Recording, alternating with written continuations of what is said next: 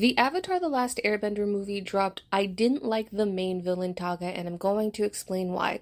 First, spoilers for the movie. I don't know how I could talk about the movie without mentioning what happens in the movie as to why I don't like it. Here's the breakdown. If you want to come back, watch the movie, and see why I didn't like this character, or you don't care about spoilers, feel free to follow along. First, Taga feels repetitive. In a continuation of this installment of the franchise where we already have characters like Jet and Hama, Taga feels like a three-peat. Doing a storyline where someone comes from an oppressed or rough background and then we find out they take things too far and are so bad that they need to be stopped and are unambiguously bad guys wherein stopping them is a simple good guys versus bad guys confrontation is boring to me. I feel like we've already done this, 2 other times. Now, people are going to say whatever anybody says when you bring up Jet and Hama, which is that just because someone is oppressed, that doesn't give you carte blanche to do whatever you want. And that oppressed people can be bad too. And I just want to say, well, duh. I read Mouse in high school too. The issue that I actually have brings me to my second point. Let's talk about Zuko, Iroh, Ty Lee, and Mai's redemptions. Uncle Iroh can try to conquer Ba Sing Se for years. Ty Lee and Mai can be successful conquerors of Ba Sing Se. Zuko can conspire to kill the Avatar and co-sign the colonization of Ba Sing Se after witnessing and watching the brutality and harm that the Fire Nation has done to the people of the Earth Kingdom, and still be seen as a guy who is worthy of redemption or getting that chance at redemption. Uncle Iroh can live in the same place he tried to conquer, like he's Cisco from Deep Space Nine talking about having a home on Bajor. Ty Lee can be accepted into the Kyoshi Warriors despite the fact that she colonized and infiltrated their group and stole that identity so that she could help conquer Ba Sing Se. Mai lives peacefully in the Fire Nation where she now mentors children to be critical of the Fire Nation. Zuko became the Fire Lord and is best friends with Aang. What I want to bring up is the fact that these characters are written with, choices in mind. The story is not a naturally occurring element. People choose what characters get focus and what characters get sympathy. And in that, we see in this installment that former colonizers are often given more opportunity to get their mess together and have grace in a way that colonized people who screw up are not. The colonized characters are not allowed to screw up as badly as the colonizers and still have a road to redemption that those same colonizers have. Notice that none of the good guy gang never does anything too morally reprehensible that we actually have to contend with. The worst thing any of them does morally is Katara going to take the life of a man who is not an active combatant in the Southern Raiders. She was going to kill the man who took her mother's life, and in the eyes of the audience, that's not even that bad because she's taking out somebody who personally hurt her and her family directly, so it feels much more justified. And then she never actually does it. She chooses to, let him go because she thinks it would be better for him to live in his cowardice. Now, when it comes to Jet and Hama, in truth, I was fine with them being a product of the early 2000s, writing an Avatar being Avatar's version of, hey, just because you're oppressed, that doesn't mean everything you do is justified. And as this is a kid's show, and that message is meant to sink in for children, and the episodic nature of the show meant that we are going to have characters who are like Zuko, who are the main leads and get more focus, and you have side characters who are like Jet and Hama, who exist to be in one episode or a couple of episodes, so I get why there was no redemption arc or no path forward for them, really. However, many people of color have talked about what I brought up over the years and how it feels relatively cruel that there is no character like Jet or Hama who gets to have grace that the colonizers get, or the focus. And I know why it's fun to have a big dramatic turn with a character like Zuko, who is a colonizer and a prince in a fantasy character in this fantasy setting, where you have this genre that is very big on giving a lot of space to princes and monarchies, because that's what's built into the fantasy genre and those type of characters who get focus within those genre conventions. And with that, it feels like the criticisms that the fans have had over the years in relation to Jet and Hama, as people have become more politically aware and more awoken to what it actually takes to be a decolonizing force and the type of violence that you have to engage with to actually make that happen. There have been more criticisms of the way that Jet and Hama were portrayed. Not to say that they were, quote unquote white, but that there was more nuance there that was not really explored or was rejected in being explored in the way that there was nuances for a character like Zuko. And with that, it feels like all the criticisms that the fans had has been ignored with the creation of Taga. In the film, Taga is put on ice by the avatar of his time, Sonam.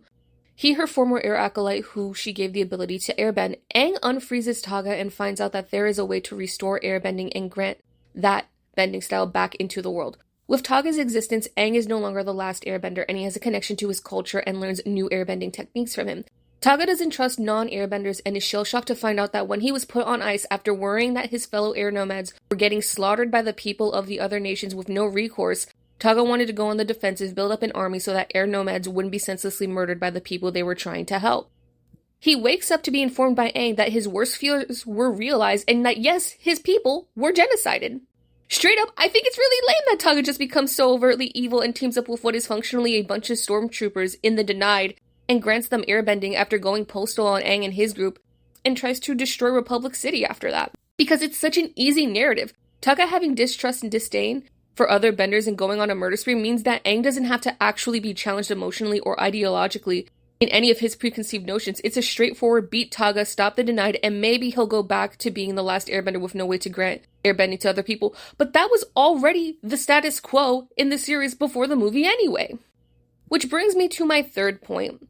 Characters who are ideologically more challenging, that are in very similar narratives, aka Magneto and Nicholas D. Wolfwood. I feel like people know enough about X-Men through pop culture that I don't have to explain the plot of X-Men, but spoilers for X-Men 97's cartoon for seasons 1 and 2, and I want to talk about Magneto. Okay, so Magneto went from being the antagonist and the bad guy to being on the good guy side in season 1 of X-Men 97, doing everything by the book, trying to live up to Charles Xavier's dream, and making peace with the X-Men, even though he's a known enemy and many of the X-Men do not trust him. But since he was sincere in his attempt, up until the point where the mutants on Genosha, a safe haven country, was functionally blown up by Sentinels, evil robots that kill mutants. Magneto sees a child vaporized in front of him as he was trying to protect them from being brutally slaughtered. He gets captured by the big bad of the season, Bastion, and then gets set free and turns the power off on the entire world because if the humans are just gonna keep killing my people, y'all can eat not having power. Like, I am the master of magnetism, don't play with me. Which would damage the Earth for good, not having power and basically throwing off the magnetic core of the planet. So the X-Men come to stop him and get him to turn the power back on. During all of this time, the narrative gives a lot of space and screen time to Magneto. We get to see his point of view, him trying to be the good guy, doing things quote-unquote the right way, and it's still failing. How the trauma he faces comes from multiple genocides that he's experienced and how it's impacting how he's reacting.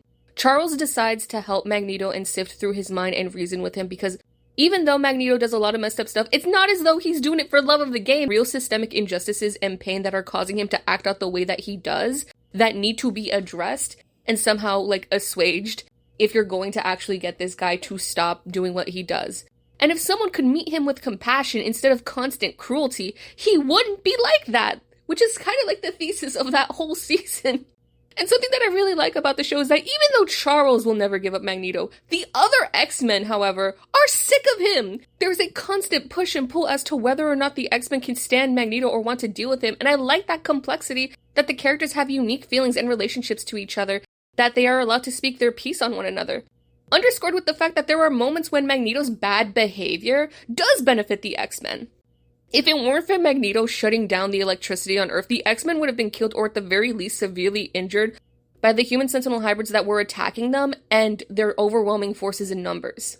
The show itself doesn't make it easy to disregard Magneto's methods. While cruel in many ways, it didn't come from nowhere, and that we should have a sense of sympathy for a guy who was only acting out due to being put in the trauma blender and seeing constant death of vulnerable people. And maybe, if we gave him a chance to work things out, he'd be a better guy.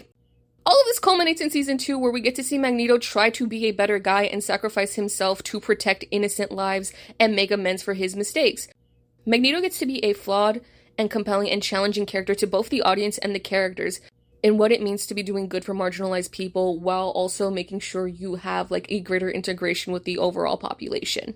And it's just a great character arc that you get to see this character from the 90s cartoon all the way to the present continuation of the show, where you have somebody who is framed as a bad guy who given to violence in order to get his results of protecting the people that he wants to take care of, and how he feels like he has to do these types of things. I can't imagine seeing a character with a setup that's similar to Magneto and choosing the simplicity of making him a beat-em-up bad guy who just vanishes into thin air after the fight, and we never have to deal with his ideas or any of the challenges he would have left. Anyway, on to my other example, Trigun. Spoilers for Trigun 1998, the anime. Vash the Stampede is the most wanted man on the planet Gunsmoke due to an incident where he blew up a city called July in a fight with his brother Knives. Knives wants to kill all humans and Vash doesn't want to kill anybody ever. Vash was raised to believe in love and peace by a human named Rem, and when Rem dies, his only connection to her is continuing to carry on the values that she gave him, not too dissimilar from Aang and the Air Nomads.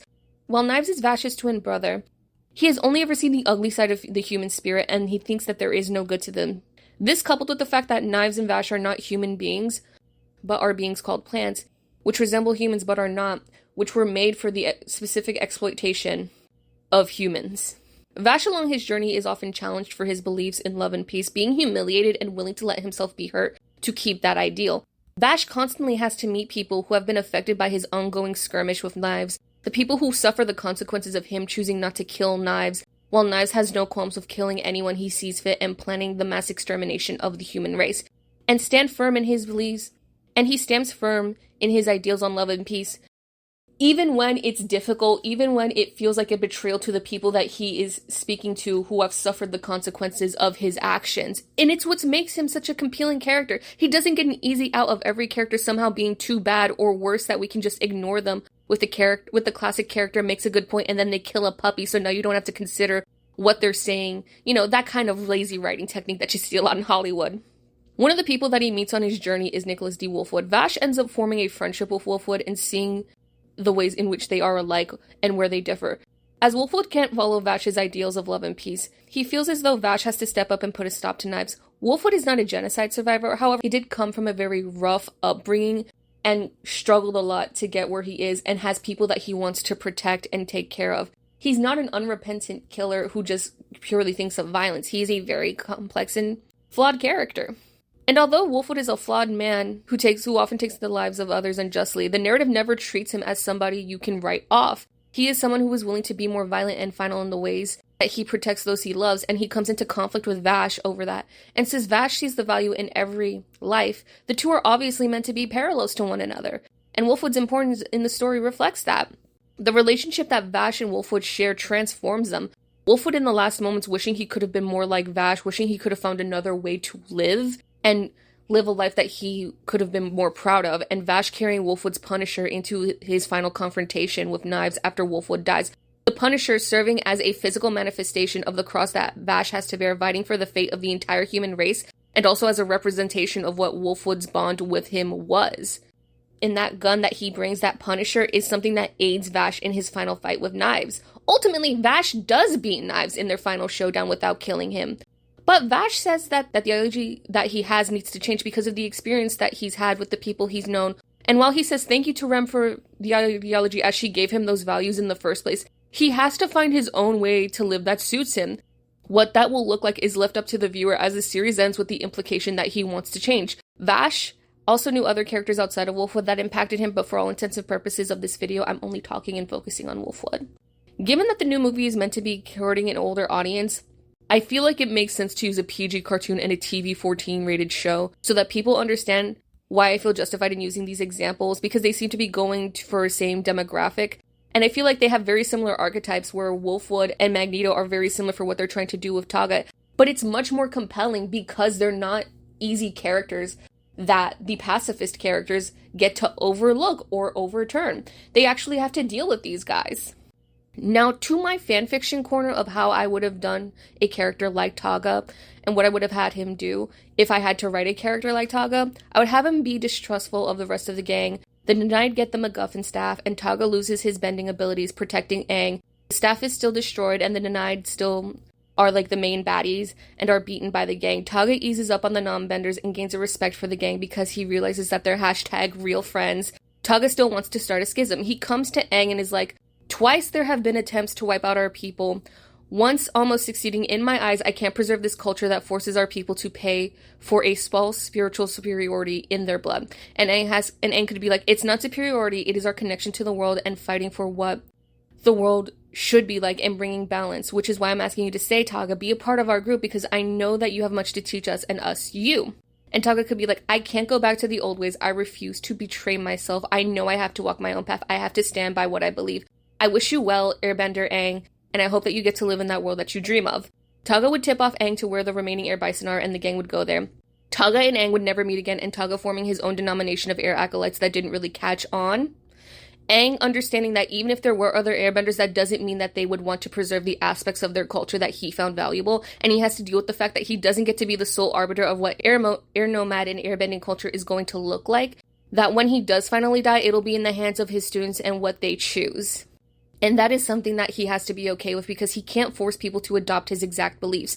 It's horrifying in an existential way, because that specific culture really can die with him, but he has to be the one to have hope, and in that the people he chooses to instill these values in will do right by him. I think it's way more raw this way, because Aang has to deal with the uncomfortable ideas that he can't just dismiss a rivaling ideology on airbending and air nomad culture just because he doesn't like it. He has to deal with the difficulty and complexity of being a leader, which is that even if people like you on a personal level and come from your own community, they can reject you on a spiritual and philosophical level. And you just kind of have to take it on the chin and keep moving forward, because that's life, baby. It's tough, but you keep living until you don't. And all I'm saying is that we already got a Jet and a Hama, but no Wolfwood or a Magneto in Avatar, and I think it would bang if we did have one. A lot of people are going to be like, hey, Dee, doesn't the denied girl who becomes an air acolyte count for your, metric? And I'm gonna say, I find her completely underwhelming. First of all, homegirl don't even have a name. Let's start there. She is so minor in the grand scheme of things, barely even part of the focus, that it feels laughable to try and, use her in that way. Second, the thing that she is, sort of standing up for, the denied are sort of portrayed as being, whiners, where it's hey, actually, it is... You're good enough as a non-bender, that you're sort of, blowing things out of proportion. You're doing, nothing for nothing. And you get that moment in the film where there is a guy who is talking to Zuko who's you still have the Imperial crown, is built off of 100 Years' War, which is that's factual. That's factual. That is so factual. There's nothing you can say to that, really. And it feels as though that it's underwhelming, because the gang don't even actually say substantially what they would do to help this denied girl who joined the denied for an obvious reason. There was a material cause, she lost her parents, and then everything went wrong for this girl, and that's why she joined the denied. But it's the gang isn't actually substantially meeting the denied where they are, because it's clear that they are talking about material conditions that they are suffering, and as a result of the colonialism that they've faced, that is not being met in a sufficient enough way that is pushing them to do these actions. So it just sort of feels like the classic, we are bad guys who have a point about some things, but then we kick the puppy, and now, because we're puppy kickers, you can't actually take us seriously, we just need to stop. So it just feels like she turns around, there's no ideological challenge. Did that girl need reparations? Did she need a community? Did she need reparations? Did she need to, have a place to live? What are the actual things that come along with being an orphan? What are the sufficient things that she lost materially that could be answered or could be talked about? And it's if you're going to court an older audience and somebody who is talking about these things, and the fact that the effects of colonialism and discussing them have become so much more mainstream, and again, it becomes easier to ask, hey, I think the denied girl is just insufficient. What are we doing in the ways that we portray these types of characters and what they're going for in comparison to Taga? Because there is such a lack of specificity as to what she needs to solve her issues, because it's just as simple as just okay, she's going from being in the denied, characters who clearly have material conflict that they're discussing, material interest that they're interested in talking about, how they were affected by the war, that are not being met by the gang specifically. And it's really interesting to see that that is posed, but never really addressed. So I just find it underwhelming that it's oh, her parents died, she joined the denied, but now she's good because she realized they were kicking the puppy, and there's no actual ideological challenge being discussed. It's just simple turnaround. It's underwhelming. Meanwhile, someone like Taga is a difficult and specific subject. He's contending with the genocide of his people. That's not something the gang can helpful speech away, which becomes extra clear in that the writers are stumped with how to handle difficult politically charged subject matter. Because when one of the denied gang going up against Zuko in a fight says Zuko is still wearing the crown, aka keeping up the system that created the 100-Year War and maintaining the Imperial family, Zuko's response is lackluster. And it's because of this having to tie into Legend of Korra that they can't go too crazy with it or really take into account too much of the criticism that's going on, because it still needs to fit within the Legend of Korra's parameters. To be honest, I was confused. It's not because they had to make Taga, it's that they could have done anything for this movie. And they settled on guy incarcerated because he couldn't handle seeing the death of his people while waking up to the genocide of his people, crashing out, becoming so violent that there is no moral challenge to just beat on him until he turns into dust. As if that's an emotionally satisfying or ideologically challenging thing to watch in a film, and it isn't. Lastly, I hope the next installment of this franchise actually has more mature writing that is interesting to look at. And I don't like begrudge you if you enjoyed this movie. I think there's a lot to enjoy. The animation's fun. It's cute to see the characters interact after so long.